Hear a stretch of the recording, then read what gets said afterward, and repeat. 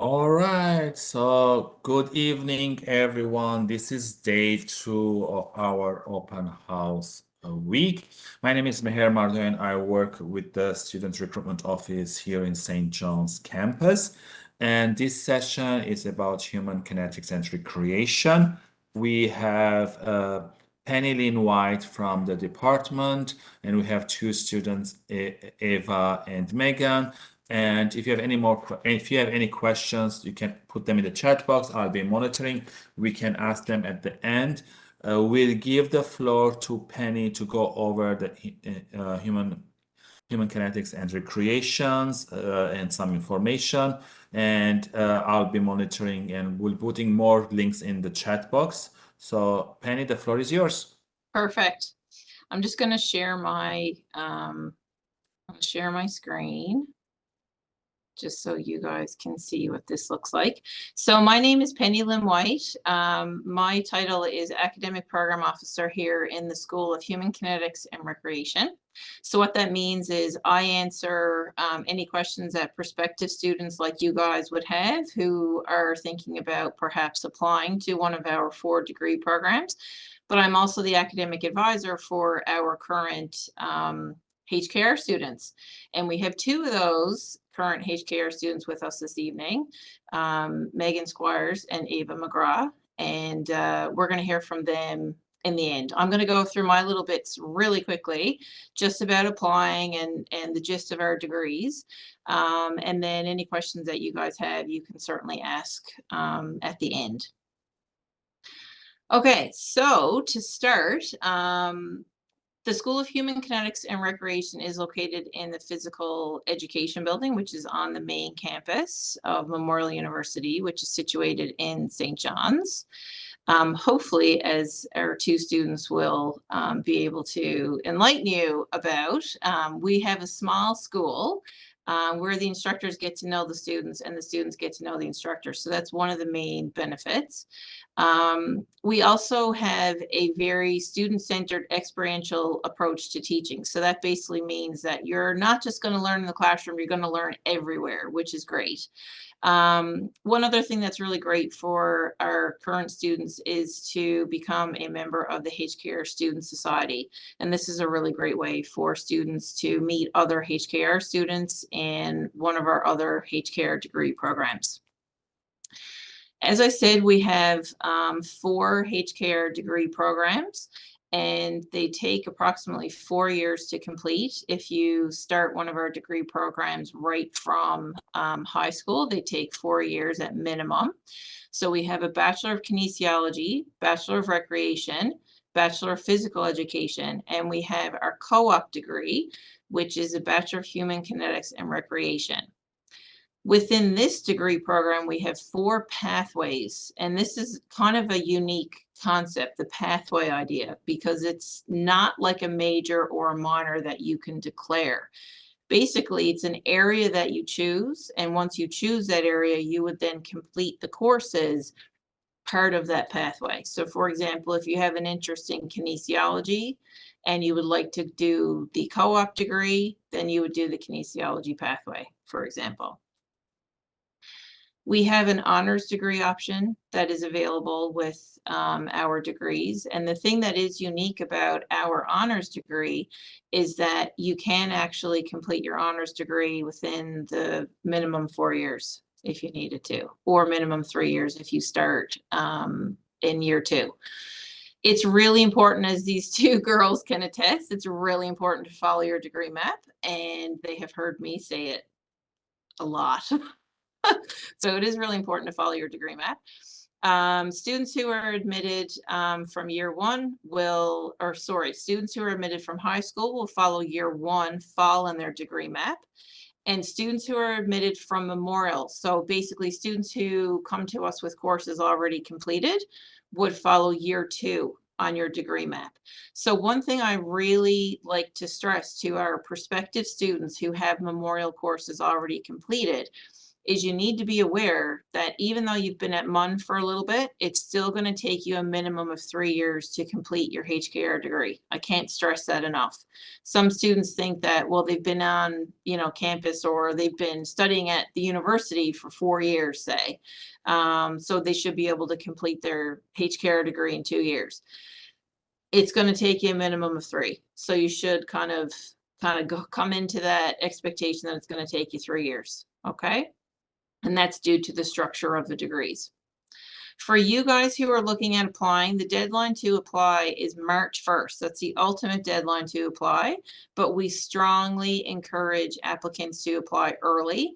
And the reason for this is because there are some early decisions that we will be making, hopefully in December. So we want everybody who is considering applying to apply early so that you can hopefully be considered for an early offer.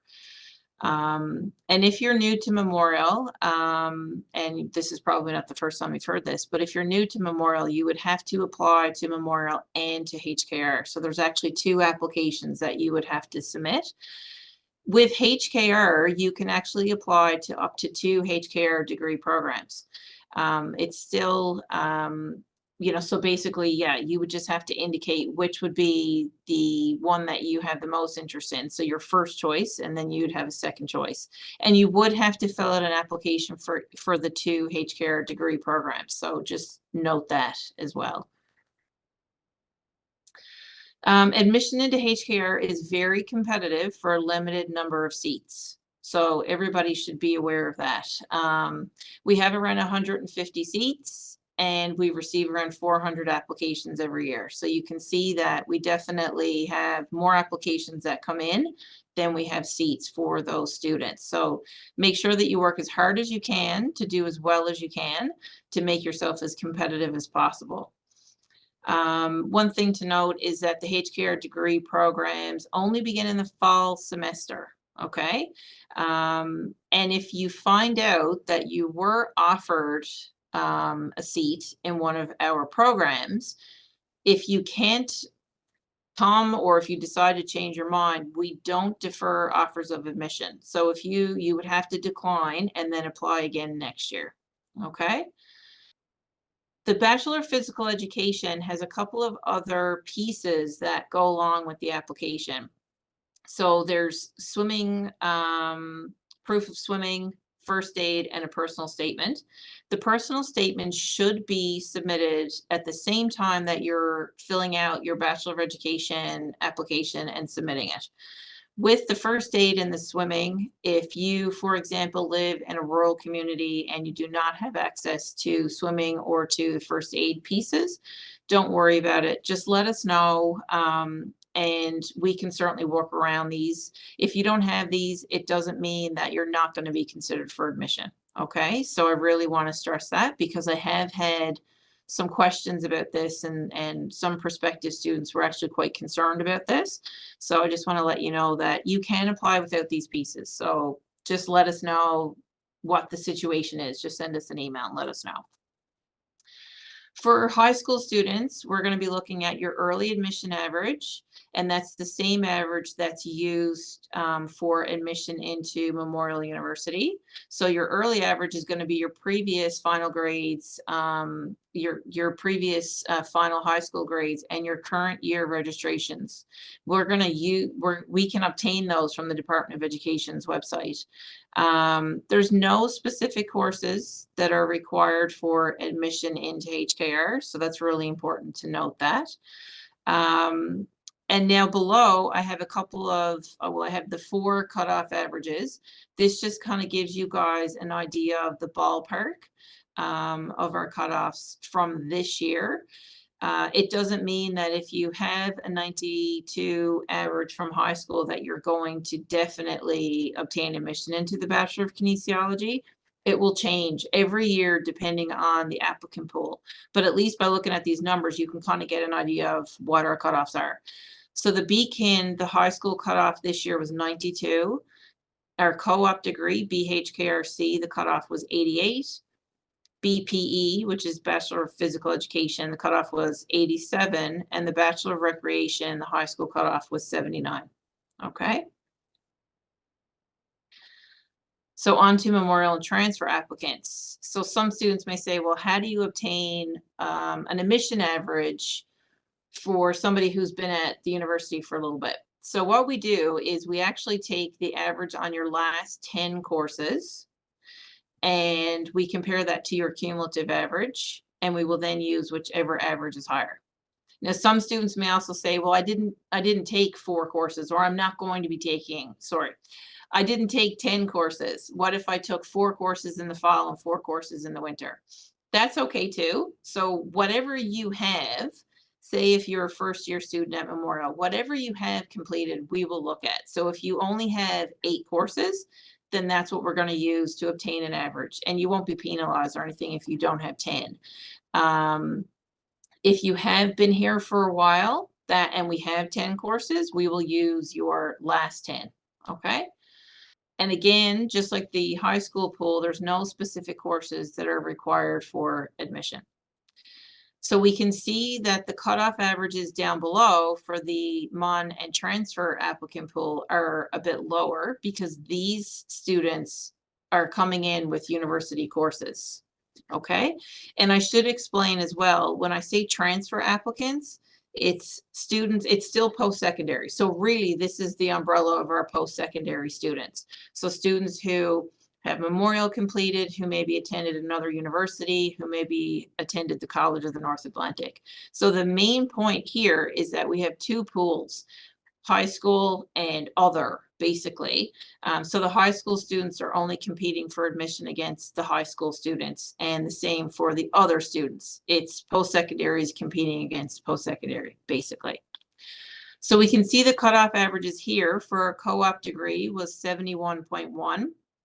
The BCAN was 70.4, BPE was 73.4, and BREC was 67.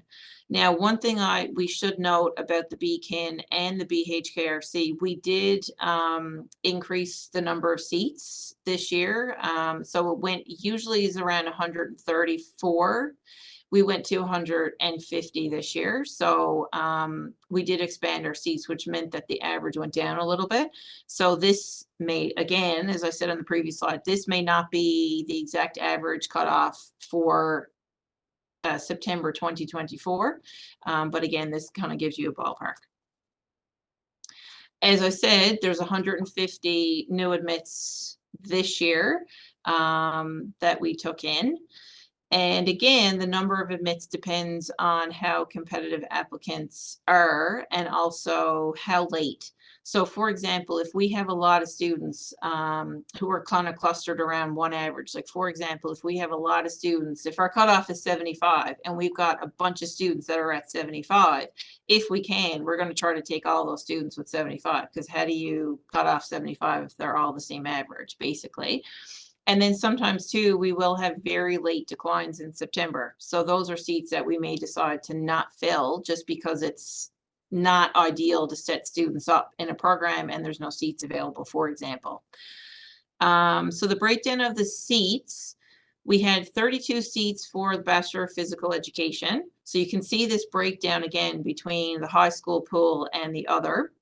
So we had 22 high school seats and we had 10 seats for the other pool. BREC 26 seats in total, and that was broken down between 14 high school and 12 MON/transfer. BHKRC 41 seats in total with 24 high school and 17 MON/transfer. Bachelor of Kinesiology 58 seats in total, and that's 30 high school and 28 MON/transfer.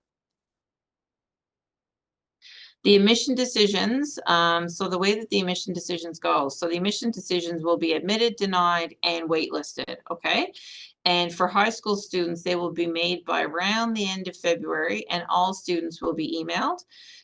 So like I said, we're going to try to make some early offers to both pools in December. And then high school students should know hopefully by February, but then we're also going to do another round and kind of a final round of admissions once those final grades get entered into the system in July. It would be awesome if they got entered in the system before July. But we don't control that. Anyways, we will do another full round of offers in July. And then hopefully we'll get students situated in that sense. And for the MUN/transfer applicant pool, really we need to wait until the winter grades come out for these guys. So again, there will be some early offers made in December, but then the bulk of the decisions will be made once the winter grades are in by the end of April, say. So usually around, by the time that we meet, make decisions, get letters out, it's usually by middle to the end of May that you guys would know what your admission decision is. Waitlist decisions can be made right up until when classes start in September. So students may think, oh, it's getting close, you know, it's end of August. Well, you could find out the day before classes start that you have a seat in HCare. And that's my job to work with you then to figure out what courses you'll register for. Admission decisions will come from the hcare_admissions@mon.ca email account. So have a look out for that. Some recent changes to HKR, just the concept of creating a wait list. We never had a wait list. Well, this is probably our second year having a wait list. Prior to that, we didn't. And we just would have students who applied waiting and waiting and waiting and hearing nothing on their application. So when I started in this role, it was really important for me to have it so that students had a decision in one way or the other, so that you could kind of know where you stood basically with admission into HCare. So we have wait lists now that we have created. One thing that's really important to note for the MUN/transfer students is that we will not be using spring grades, and we haven't now for probably a couple of years. But I like to mention that every year, just because we can't wait for grades to come out. It takes too long. That's basically it for my very hopefully quick spiel and painless spiel. If you have any questions for me, it's hcareadvice@mon.ca, and our website is mon.ca/HKR. I'm going to stop sharing Yeah. this. Penny, I put all the links on the chat box, so don't worry about it. I just have a question from a student saying that can you complete the co-op program and use it as the undergraduate for admission to education to teach physical education? You wouldn't be able to do the co-op degree because there's no option to do physical education through the co-op degree. If education and teaching Mhm. is the goal, then you would have to complete the Bachelor of Physical Education degree. Okay, all right. And then I put all the links about admission. Again, I also put the link for the Bachelor of Physical Education and other stuff. So let's start. Let me ask our students, Eva and Megan. So Eva, let's start with you. Can you tell us more about why you chose this program? And are you doing the co-op? And what can you tell us more about human kinetics and recreation? Yeah, so hi, my name's Ava. I'm now in the fourth year of my program, which is kind of wild to say because I remember this presentation from my first year. I chose to do kinesiology because I knew I wanted to do something in the field of science, but I didn't really love like the more plant and animal science that I was learning about in high school, and kinesiology is just humans all the time in our courses. So that was great, and that led me into the program. I'm happy I made this decision. And then I also chose to do the co-op program because while I was in high school, I became interested in the research aspect of human kinetics and recreation. So I have done all three of my co-op terms now in a research lab in the Faculty of Medicine. And I'm kind of an anomaly to this. Most people do their co-ops in a physiotherapy clinic or like with a chiropractor. Some people also do them in recreational areas. Mhm. And most people do them in three different places. So I know a lot of my classmates now are applying to physio school, so it was great for them to get that background in different clinics, but it's also a great area if you are more interested in something along the lines of research or thinking about a master's program as well. And Penny, does the school help in terms of finding the co-op placements for students, or it's the duty of the student to find that? No, we have a co-op coordinator, Julie Downey, and she has a support person as well, Nicole Strapp. So between the two of them, they basically run the H-Care co-op office. And so there is an opportunity, obviously, for Julie to find work placements for students, and then, you know, the Mhm, work placements mhm. get posted, students interview, compete, that sort of thing. Or students could also end up finding their own work term placement as well. So, but Julie is the co-op coordinator, so Co-coordinator. the co-op students work with her, and then that's how they get placed. Yeah, thank you for that. And so Megan, let's go to you. So tell us more about your journey, what you can tell to students who are not in Newfoundland and they want to come to HKR here in Newfoundland in St. John's. So, hi everyone, my name is Megan, and I'm in my third year of the Bachelor of Kinesiology program here at MUN. And I also like so crazy to say that because I remember this presentation too and being super excited. So it's really exciting that you're all here because kinesiology and the whole School of HKR is such a great faculty to be in. I couldn't imagine myself being in any other program, like listening to my friends who are in different programs. I'm just like, wow, this is where I want to be. And I'm so like thankful for my decision.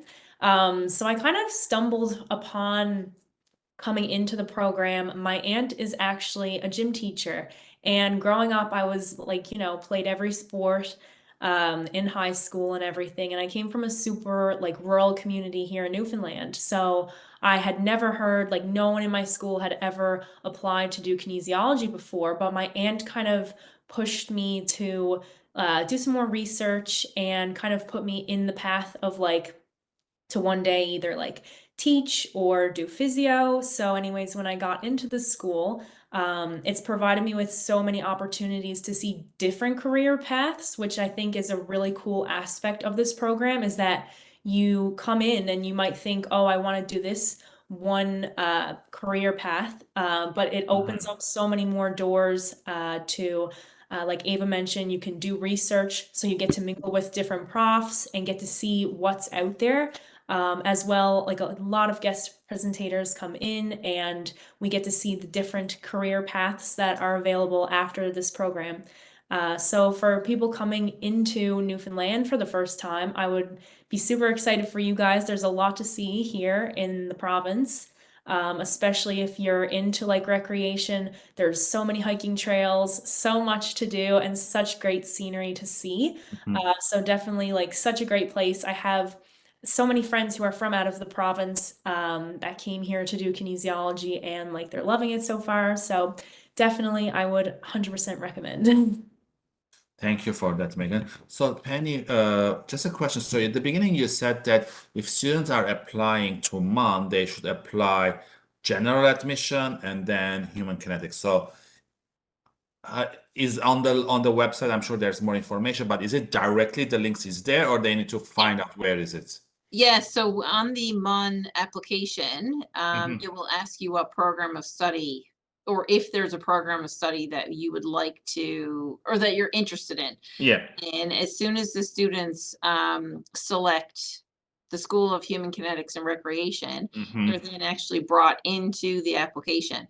So Oh, you may not even know. Like I've heard students say that even when you go into the application and you hit submit, yeah. at the end, some students don't even realize that they've even applied to two. You know, Okay. they've applied to MUN and to HCARE, but essentially, as soon as you on the MUN application, as soon Hmm. as you select HKR and one of those degree programs, it brings you right into the application to human kinetics and recreation. Yeah. And for our students, Eva and Meg, if you can tell me, like, in terms of your school schedule, or is the classes big or is it classes small? How is the interaction with the faculty and stuff? Let's start with you, Eva. Okay, so where I am in co-op, I found this past semester the streams have started separating, so that would have been my third year. So my class size this summer only ended up being about 30 people. It was great. I got to meet a lot of my classmates I didn't really get to talk to before in the first 2 years. We played soccer in the field all the time, became super close. It was really fun. Um, and it's been great getting to talk to the faculty. Like the faculty knows who I am, so that's really great. If I see someone in the hall, like Penny Lynn emailed me, she knew who I was. Our Mm-hmm. dean knows who I am. Like I went in on Halloween and I made a joke to the assistant dean. Like it's just a fun place to be. Mm-hmm. Um, and yeah, it's just been great. Like everyone's very friendly and scheduling has been great. We typically have classes 9 to 5, but like I said, there is room to go out and like play soccer during the That's day if all. you want to, Mm-hmm. kind of thing. That's It's great. very manageable, yeah. Yeah, that's good. And what about you, Megan? How's your experience been with HKR? Yeah, so like Ava said, where I'm in my third year now, it's kind of starting, everyone's kind of going their different ways. So our class sizes are kind of getting a bit smaller. This year, I feel in particular, I've gotten to meet like so many more people who are in my degree program, and Mm-hmm. just going to continue on into the winter then. But yeah, like my classes this semester, you can really play with your schedule and kind of make it what you want, I guess. So I was able to take classes 9 to 5, basically Monday to Thursdays, and then have my like Fridays free. So it's kind of busy this semester. Like I've got labs, which is really great aspect of the program. We have two really great lab coordinators who are awesome. I'm in their offices like pretty much every day asking them questions or like Mm-hmm. getting help, and like the same thing with the professors too. They pretty much all know me on like a first name basis. Just always, they're great to answer questions or concerns if you have Yeah. anything. And they're always eager to like get to know their students, and they genuinely like want to see everyone doing well. Like they don't want you to be struggling. So they're Yeah. great to reach out to. And yeah. Those are great tips. Thank you. So, Penny, for you, a question. In terms of scholarships, a lot of times when I was visiting high schools, they're all asking about scholarship. We know that at MUN we have scholarship at admission, but what about at HKR? Does there any scholarship beyond first year? Yes, and Megan can certainly speak to these. We definitely have some HKR scholarships and awards. And a lot of these would be for students. Well, obviously, once you're in the program, we don't have a lot from our school for admission as such. Mm-hmm. And the way that it would work is a lot of times if there's an application piece for the students, they have to apply in the fall of the year. That's when we would send out the application process to students and say, hey, like, here's the award, go ahead and apply. And then there's some that are grades based as well. Mm-hmm. So then obviously, like for example, there's one award for the highest grade in human anatomy. So then we would run the class report for that, and then we would pick whoever had the highest grade. So there are certainly Certain levels. some Yeah. awards, yeah, that are Yeah. available. And for our students panelists here, can you tell me more about in terms of how you can get involved in the faculty, like any student societies, research opportunities, I believe you guys spoke, or extracurricular program? I'm going to let the students talk to this as well because they are Yes. living it. Yeah. But one thing I will say is that we are very fortunate to have a very active HKR student society. Mhm. And I know that they've organized a lot of really fun events. Last week, they just organized Spirit Week for students. And each day last week, there was like something fun that was different. So like for Halloween, everybody wore like a Halloween costume. And then there was another day where you could wear like comfy pants. So yeah, there's tons of stuff Yeah. that the society, and I think too that having that connection with your peers is a really great way to kind of bring that sense of belonging. Yeah. It's not just about coming in and going to class. It's also about getting to know the people that you're in Yeah. class with and you're kind of, going with Yeah. every day. So I don't know, students you Yeah. guys can speak to Yeah. that. Megan, if you can tell me a little bit more about that experience. Yeah, so like Penny Lynn was saying, we do have a really great HKR society that has been like super active. That just this fall, they've organized so much stuff already. Like we've had bus crawls, we've had like little events after school in the evenings. Like on Halloween, they did like a trivia night. Hmm.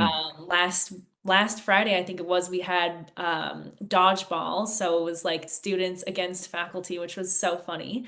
And then like we do the Spirit Week as well. So it's really great to be involved, like where we're such a small school, everyone kind of can like come together and you really get to know your peers and like people who are in your class. Like at this point now, I pretty much know everyone who's kind of in my third year now with me, Yeah. which is really cool. So definitely it's great to be involved with, and for new students, especially like applying to be on the HKR Society is a super great way to get to like know people and make new friends. It's like definitely one of the best ways to make friends in this faculty. It's just to be involved. So. Thank you very much. And Eva, is there anything you want to add? Yeah, so I have never been on the society myself, but there is a Facebook group and they're very active with posting everything. Like I know I'm not even in classes right now. I'm on my work term, but I went to the trivia because they post about it. I know this Friday we have bowling or something. Like they're very active again as well. And just to add on to the research side, you're not as exposed to it in your first and second year. But Hmm. when you do get into your third year, there is a research methods course you will take, and that will introduce you to the things you would do for the honors portion of the degree. But I would recommend beforehand just looking at all of the bulletin boards. There's always posters about studies to participate in. So if research is something you're interested in, obviously don't go to a study you don't want to go to, but a great way to get involved is Hmm. to participate in some of the studies. So then you get exposed to the lab experience, which you wouldn't really get in your first and second year, as well as to the grad students and the professors that would be on this research side. Because as soon as you're in their lab, if you ask to volunteer, they're most likely going to say yes because they're desperate for Yeah. volunteers. Yeah. Yeah. Yeah, those are great. It's always ask questions. Don't be afraid to ask questions, but there's no stupid questions. And again, whoever is participating, you're more than welcome to ask questions. I'm just trying to give as much information as possible for you guys if you have any question. So Penny, maybe one last question to you. If there was one thing you would like to all first year students to know about the school, what would it be? Great question. There's a lot. There's not just one. Let's start Um, with one or maybe three, top three. Let's say top three. I honestly think that it would come down to the size of the school. Mhm. How small the school feel can be, because the St. John's campus is quite large and Yeah. it's quite daunting. I know I grew up in East End, St. John's, and when I came to university, I was a bit like, oh my goodness, I was a bit put off. So one of the things I would say is that even though the school is small in comparison to other programs, faculties around campus, Hmm. we're small, but we still offer 4 degree programs. Yeah. So there's a lot of choice in this school.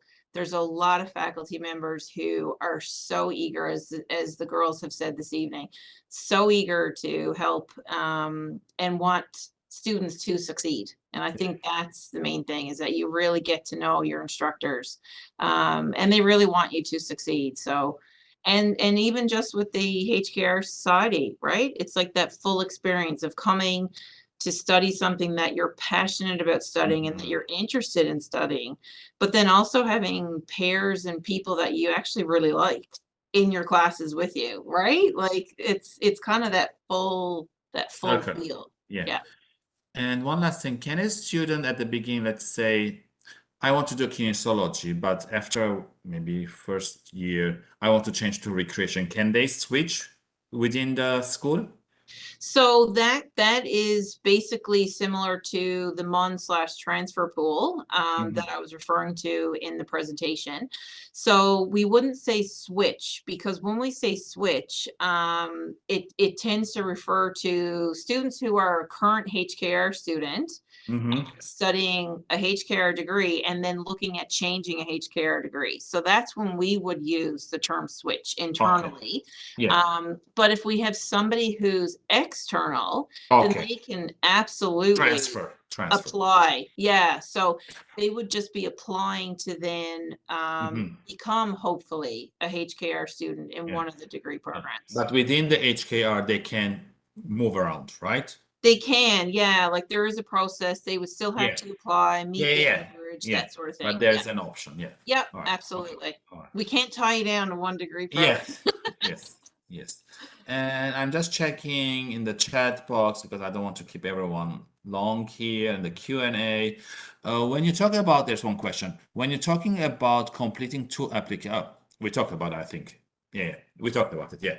And the general admission Bachelor of Science application. Yeah, as you said, once you click it, that you want to human HKR, it automatically comes all together. So you Yeah. don't feel that it's two. It's automatically two in one. That's right. Great. Yeah. And ladies, any last things you want to have for our prospect students who are still hesitant to come to St. John's to do HKR? What final push you can give to them? I think one thing is just knowing that you can reach out to me if you have any questions. So it's hkaradvice@mon.ca. Yeah. Any prospective students at all, if you have any questions about the presentation, you can certainly follow up with me. All right. Okay. Thank you very much. Thank you, Eva. Thank you, Megan, and thank you, Penny, and thank you for the participant. Again, as I said, this is a glimpse of the program. If you have any more questions, you can reach to Penny. As she mentioned, I also put in the chat box the contact information to HKR, some of the program and other information. Again, we're here to help. Don't hesitate to ask any questions.